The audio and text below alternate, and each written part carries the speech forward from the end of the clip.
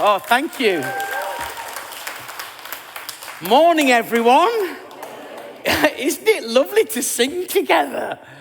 Oh, it's so good, isn't it? So good. It's great to be here with you today, whether you're listening online or whether you're in the building. I'm very excited to be here with you. Now, most of the time when I come and speak, it's normally within the context of speaking to people who are not yet Christians, and we're kind of, encouraging them to think about faith and make a decision. While today, because the nature of how I'm feeling, and I'm going to be chatting predominantly to those of us who are Christians, and just to encourage us a little bit, encourages us. It's not looking good, is it? Maybe we need to get Jason back. Who knew that encourage had 4 syllables in it, eh? Who knew that? So I want to encourage us this morning. That's plan A. So I came across this piece of stuff years ago. And as you know, I like funny stories and things that make me smile. Anybody like things that make them smile or laugh? Yes, some of us don't like laughing, clearly. That's fine, that's not a problem. So this is actual homework that was set to gauge how well children were or potentially weren't learning, okay? That's what it is. So these are actual questions. I love the answers, me personally. I'd give them points for the answers, even though it's not what they were looking for. Do you know what I mean? So what is the difference between 6 and 8? 8, this is the answer. 8 is all curly and 6 is not. How good an answer is that? It's brilliant, isn't it? Love that answer. I think that should definitely get full marks, that one. Question. Here are some vegetables I love to eat. So that was the statement that was set for them. And one child said chicken, cereal, waffles. Who thinks they should be on the vegetable list anyway? Donuts. Donuts should definitely be on the 5 a day, shouldn't they? Imagine having 5 of those. What's that famous donut place? Lee, you'll know. Who? Krispy Kremes told you he'd know, didn't he? He was right on the front of his tongue as well. He didn't have to go searching. That'd be great, wouldn't it? And, this is a chicken, cereal, waffles, donuts, and stuff off the floor. There, that definitely is a wow, isn't it, right?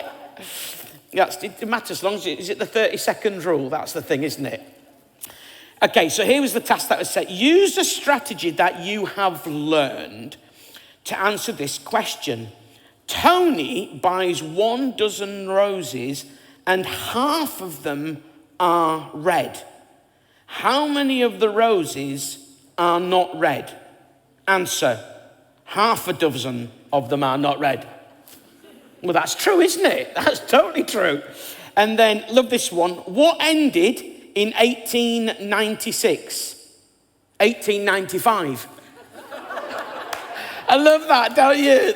That is a quality answer. He's very accurate, to be fair.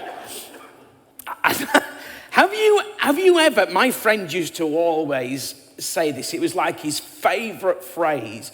If ever he learned something, or he taught or said something to like me and I learned it, this would be his standard response. Every day's a school day. Have you ever said that to yourself? Every day's a school day. And do you know what I think? What a great attitude for living, especially as a Christian. I hope that you've not stopped learning as a Christian. Because if you've not stopped learning, if you've stopped learning, you've actually stopped growing. I hope that you continue to find yourself saying sorry to God a lot.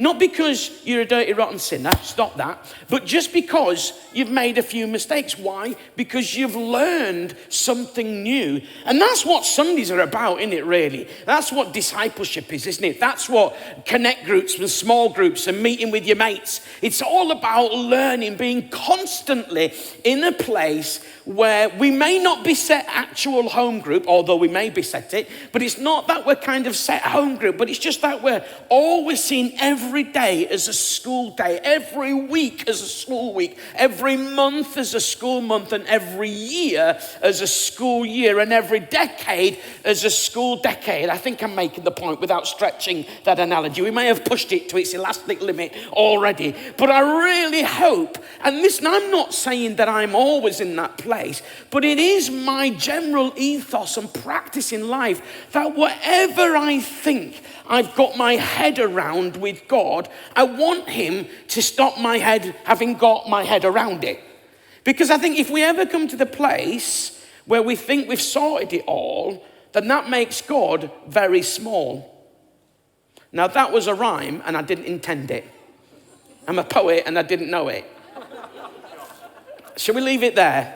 Yeah. All right, Lee, thanks for supposed to support us, fellow preachers, not publicly humiliate us. Just because I mentioned the Krispy Kremes, all right?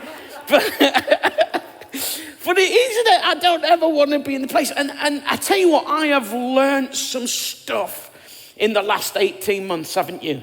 I've learned some stuff about me, and I've had some stuff about me kind of confirmed. Things, suspicions that I had about what I was like as a person, that in these crazy moments has been confirmed. Yeah, that is what I'm like. But I've learned some stuff about me in this season that I've not been keen on. If I'm honest. Now, I know you know me well. You thought I was perfect, right? Lee, do not answer that. Okay. But I've learned something. I'm going, I really thought I'd already dealt with some of that stuff. Please tell me it's not just me who arrives at these moments in life where things that you thought you'd sorted, you realize that maybe you haven't quite sorted. And I think the reason that is because sometimes we deal with things and we think, great, that's sorted. And we might have these battles and these fights and these intense moments of activity and prayer. And we get some breakthrough and then we stop focusing on them. And we might focus on something else. We might not. We might just say, great, I've got that one done. But actually what we end up doing is these things, without us realizing, can just start to grow again. So I want to keep learning. And I've learned a few things, not only about myself. So I've learned, this probably will come as no surprise to you, I've learned that I am definitely an extrovert. Yeah, I know, I have. I've learned that. And I'm going to be honest with you, I've struggled by not being around people. That's where I get my energy from. I'm energized. To be honest with you, when Jason texted me last night and said, is there any way you can fill in for me? I thought, there's no decision for me to make here. Like, I'm desperate to be out and about worshiping and singing with God's people. Like, I'd have come even if they'd have found a different preacher, to be honest with you. So I've learned and had things confirmed. But I think I've learned a few things about the world. And I think I've learned a few things about how we need to engage with our world as we increasingly come out of lockdown. Actually in terms of how we've been as well, but in terms of how we're increasingly coming out of lockdown. And I want to just throw some of these little bits out to you, have a little look about what the Bible might say into these, and then just give us a few moments to just reflect and think through those as we kind of get towards the end of this talk. So the first kind of truth, and if for those of you who take notes and like titles, this is the title: Lock in, not lock down. Lock in, not lock down. So some truths that I think God wants us to lock in to our lives this morning when we may be feeling a bit locked down. So number one, opportunity, not opportunistic. Opportunity, not opportunistic. There's a difference between seeing opportunity and being opportunistic. I read this great story. I don't know whether it's true or not, but it made me smile. It says a mother was convinced that her wayward son would stop being a Christian or not become a Christian. And so she missed no opportunity to tell him that one day he would come to faith. She pleaded with him to mend his ways, to see the light. Any pushy mums out there that are like this with your kids that don't know Jesus? It's not easy to get right. She sent him little cards with Bible verses on, spiritual books. You can tell when this was written, tapes of powerful sermons. If you don't know what tapes are, Google it. You might find an image in there somewhere. I'm not sure. They might not even be on Google Images. It's that long since. Let's go for MP3s, all right? And then she sent him sermons, all to no avail. And she got so frustrated, like she never ever missed an opportunity to tell him about God. One night she went to bed and she had a dream. In the dream, she fell on her knees and prayed to God fervently that God would remove the obstacle to her son's conversion. In the dream, there was a blinding flash and she vanished. Isn't that interesting? You see, I know people that nag people into becoming a Christian. They put a whole new slant, go into all the world and nag them. It's not what it says. Not even in the Message does it put it that way. If it don't put it like that in the Message, we're in a mess, aren't we? So, she was the obstacle, praying for the obstacle to be removed. She was removed because actually she was putting her son off, not warming him towards. Hey, listen, here's a thought. Do your family and friends know that you are a Christian, and how good an impact is that? So yeah, they might know you're Christian, but does the way you or I live our life encourage them to consider or encourage them to reject? It's a challenge, isn't it? You see, so often we're looking not at the opportunity, but we're opportunistic, looking for every conceivable moment to grab an opportunity. Sometimes grabbing opportunities that aren't even there. We're just kind of railroading with our, as we used to say back in the day, with our size 10 boots or our hobnail boots.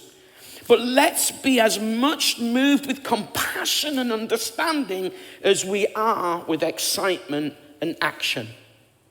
Let's be as much moved with compassion and understanding as we are with excitement and action. Undeniably, church, we have an amazing opportunity in the world right now. We have never, certainly not in my life, in the 25 years that I've been around. You're starting to make your own jokes up now. In the 51, all right, I'll be honest, all right. If you start laughing when I say 51, that really will upset me, all right. But in my lifetime, I can't think, I really can't think of a situation, a circumstance in our world, or even in the UK, let alone the world, where we've had these incredible opportunities. We are in the middle of an existential global crisis, and people are thinking about God. Why? Because they're thinking about life. For those of you who don't know what the word existential is, sometimes I'm aware that as preachers can just throw words out that some people know and some people don't. The word existential means that we've arrived at a place where people are thinking, what is it really all about? That's basically what it means. And it's not that we've suddenly had this turn to God so we can start crying out revival. What's happened is people have lost things. The things that they built their life upon, the things that they depended upon, the things that they interacted with, the things that filled their life. Lots of those things have gone, and whenever people lose what they built their life upon, they realize that their life is built upon something that isn't substantial. And so they start to begin to think, what is it really all about? And within that context, they begin to think about God and begin to think about the bigger issues. And that's where we are right now. It is really exciting, but let's be intelligent in our mission. It's really fantastic. Like, I am experiencing incredible opportunity to share my faith on a one-on-one with my friends. They're asking the same questions, but in a different way, and they're listening to the answers. There is an incredible opportunity out there, but let's be compassionate. Let's lock that truth in. Psalm 40, verse 3 says this, that many will see and fear and put their trust in the Lord. I think it's really interesting, this sentence. Some of you will have heard me use a language called big yes, little yes, healthy maybe, that enables people to kind of recognize where they are on that journey of faith and make a decision, make a choice based upon that. Big yes is about people becoming Christians, saying yes to God. Little yes is about people making an intentional decision to find out more. Healthy maybe is about people willing to become open-minded about God and the Christian faith. And I think this verse is a great verse that many will see. That's the healthy maybe. We've got lots of people seeing, tuning in to our services online. It might be that you're one of those people right now. You're watching this service online. You're not a Christian necessarily. You may be somebody who used to be a Christian and you're just rethinking about it. It might be that you've never gone to church before, but you're watching online. And I want to encourage you to become at least open-minded about this Christian faith and to remain there. Little yes is about making those intentional decisions, as I mentioned. So it says that many will see and fear. Why do people fear? Because they perceive something to be true when they didn't necessarily know that it was. How do you perceive when you start to look into and investigate and begin to find out more about the Christian faith? That many will see and fear and put their trust in the Lord. That's the big yes that I mentioned. I've enjoyed lots of conversations with my friends, and I've written a book. This is my latest book. It's only been published about 6 weeks ago, actually. It's not for Christians particularly. It's for people who aren't Christians, and it's for those healthy maybe people. It's really nice, by the way. I spent a lot of money on this. Just holding the cover is a beautiful thing. Okay, if you'd like to experience that for yourself, www.redmarkgreenwood.com. I would let you feel it at the end, but COVID restrictions permit me, okay? I have to anti-vax the cover and it's probably going to ruin the whole impact.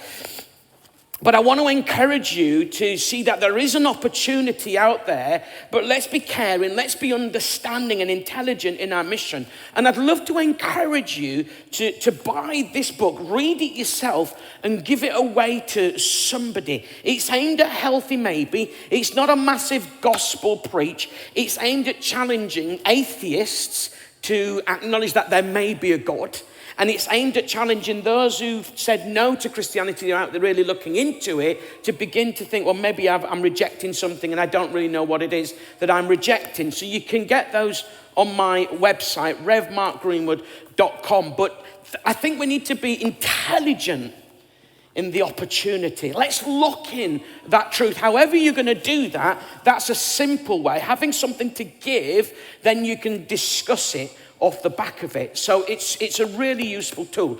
Let me say the second thing, and I want to be disciplined this morning with time and stick to the half hour, 35 minutes that Jason gave me. So I'm gonna be disciplined and fly through. Second thing, I think we need to, why do we need to be intelligent in our mission? Because the seed of the gospel has been sown in the soil of suffering. The seed of the gospel has been, and actually will continue to be for a long, long time, sown in the soil of suffering. But here's the interesting thing. It's a shared experience. Have you had conversations with people that have gone through suffering and you feel you can't empathize with them, or you can't put yourself? And what's that great phrase I came across? We're all in the same storm, we're just in different boats. It's quite helpful, that, isn't it? Quite a helpful picture. That we're all affected by this, but some people's ride is going to be a bit more choppy than others. But as we sow the seed of the gospel, let's understand it's sown in the soil of suffering. Now, I've got, like many people, into amateur gardening during lockdown. Desperate things cause desperate measures, don't they? And I've had to fill my time. I mean, it's worn off now, you'll be pleased to know. But I got properly into it. I did not know that when it comes to planting things, certain soils will take certain plants. I know now because I've killed a lot during the process. You know what I mean? I've done my Google research and gone, oh, right. So I thought you could just put the same amount of water on everything. Apparently not, say my withered plants. Because some water for them is enough, some water for them, it's very complicated. I didn't start this gardening to have to think. It's a nightmare. So anyway, I've gone off it. But what I have understood in that time is that the soil is critical to how a plant does or doesn't grow, how my raspberries do or predominantly haven't grown. Okay, the soil is so critical. I never knew just how important the condition on the type of soil is when you want to grow something. Some stuff will not grow in certain types of soil. Some stuff will grow in certain types of soil. Who knew? And quite frankly, who cares? But, I did at the time because I was a bit depressed, to be honest with you, about the whole sorry situation. But I hadn't quite realized. And so when I realized that, it put a slightly different complexion on the parable of the sower. Now, I'm not going to spend too much time reading the passage because you've got a phone and a Bible. You can look at it yourself. For reference sake, Mark chapter 4, verses 1 to 8, if those who are familiar with the Bible want to root that out and have a little look. But let me just give you a quick headline, because you know the story, many of you who are church people anyway. It tells us that some of the seed fell along the path. Some of the seed fell on rocky places. Some of the seed fell among thorns, and still other seed fell on good soil. And we know that which fell on good soil was the stuff that produced the harvest. And we often take out of that, or let's make sure we sow into good soil. Correct. Absolutely must. But we're in danger of conflicting with what the title of the parable is. And as far as I can see, this is the only parable where Jesus actually calls it after its name, when he says, let me explain the parable of the sower to you. So it's not the parable of the seed or the parable of the harvest. It's the parable of the sower. So for me, the spotlight must go on the actions of the sower, not the outcome and the harvest. That's for me as a preacher. And so I noticed that, I started thinking about it. He randomly throws the seed out like the Swedish chef in the Muppet Show. Okay, just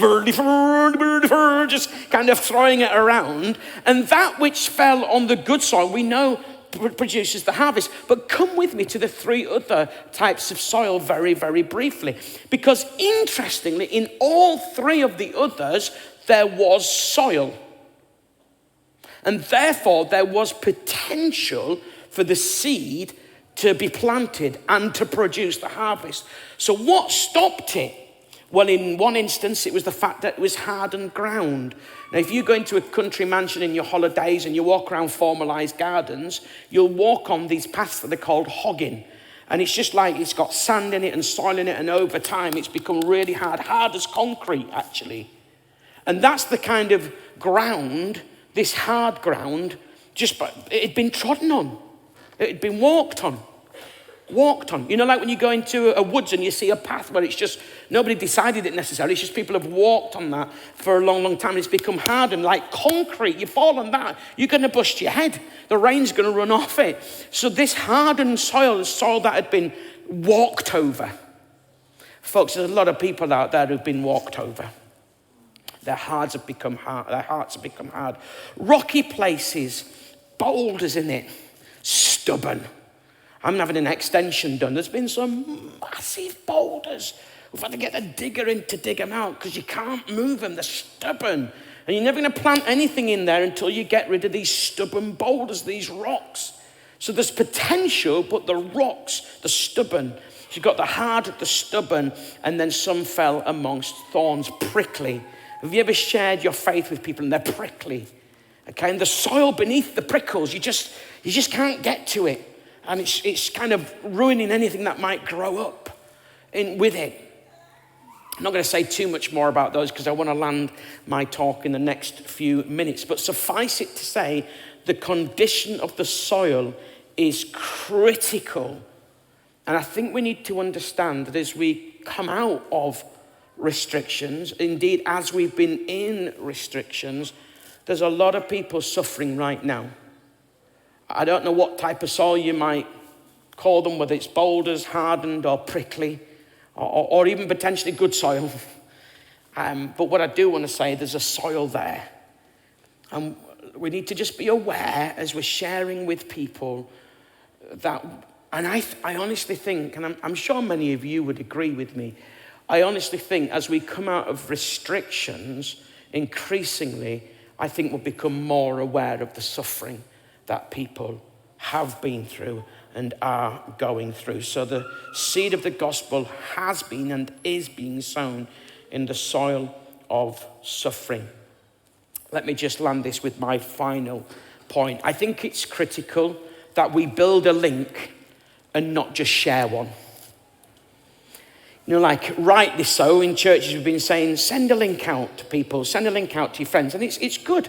It's good, it's right, it's proper. I'm not saying we don't do that. But if I was to draw a physical parallel to the digital point, it would be a little bit like just throwing leaflets out around the place, around the geography of the church or around your friends without having any meaningful relationship. And we would say that's not wise, wouldn't we? What we would say is, let's build a relationship in our community and the physical people around us and then invite them to an event. We would all, I think, all probably agree with that. And so it's true in the digital world. And I think we've just been a little bit guilty of carte blanche here, bit of a general sweeping statement, but I think there's a lot of truth in it. Just, you know, come to this, without spending real quality time with people online as well as in person.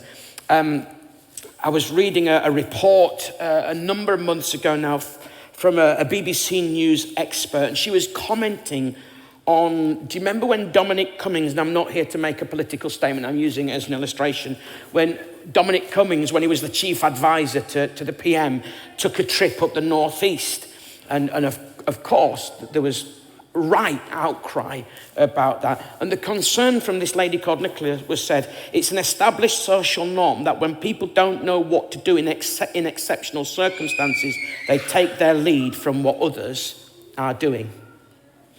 What a great opportunity, ladies and gentlemen. Because we might not know what we're doing, but we know somebody who does know what he's doing, right?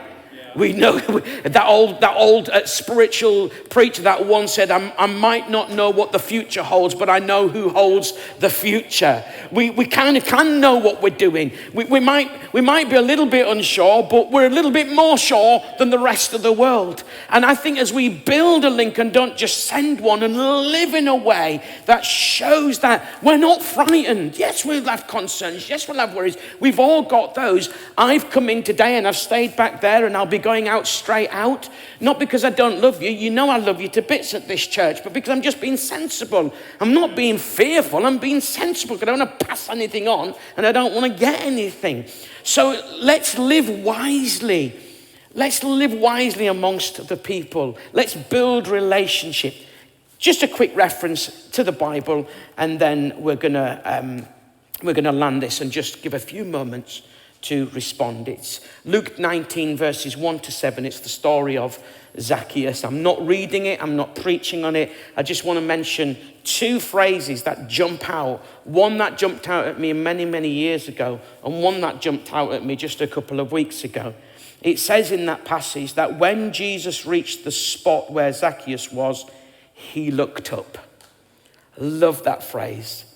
Because Jesus always reached the spot. Jesus does reach the spot, whether it's physical, emotionally, spiritual, always reaches the spot. So Jesus is walking along and he's seen Zacchaeus as he's reached the spot where Zacchaeus was. And he stops and he pauses. What happens is significant. It's not just a fleeting conversation.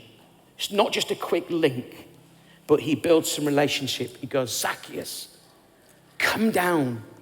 I must come to your house for tea.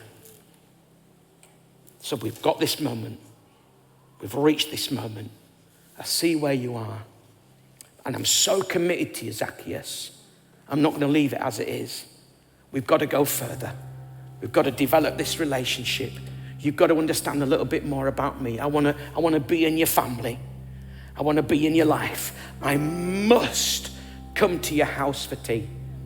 Now, if I say that, it doesn't quite carry the significance of this context, because when a rabbi said, I must come to your house for tea, it meant that that rabbi was saying, I'm coming to let you know that I accept you to be part of my community. That's what a rabbi would do.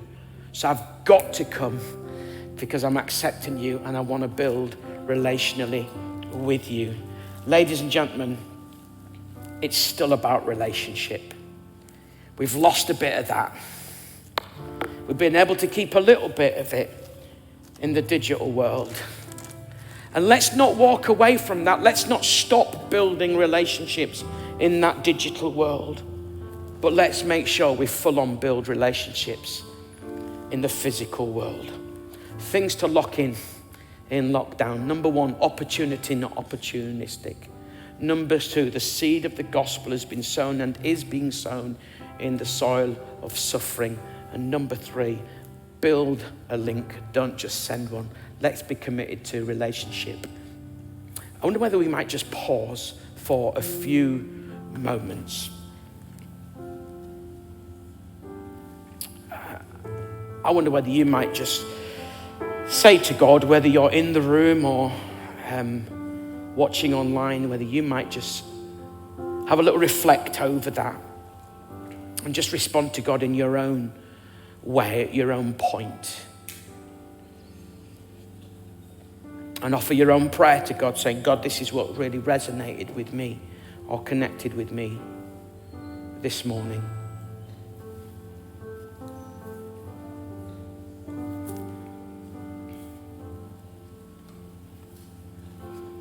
So yeah, Lord, help us to lock in these really valuable lessons, to be stirred with compassion and not just excitement about opportunities. Let us not be afraid to take them, but let us understand the context, the suffering that people are going in. But help us to build relationally and live differently so that people, see how we are responding and living in this pandemic. And maybe they might want to follow us as we follow you. We pray this in Jesus' name. Amen. It's been great to be with you this morning. Unplanned, but God knew. And let me encourage you just to buy something that you can give away to your friends. God bless. Thanks, everybody.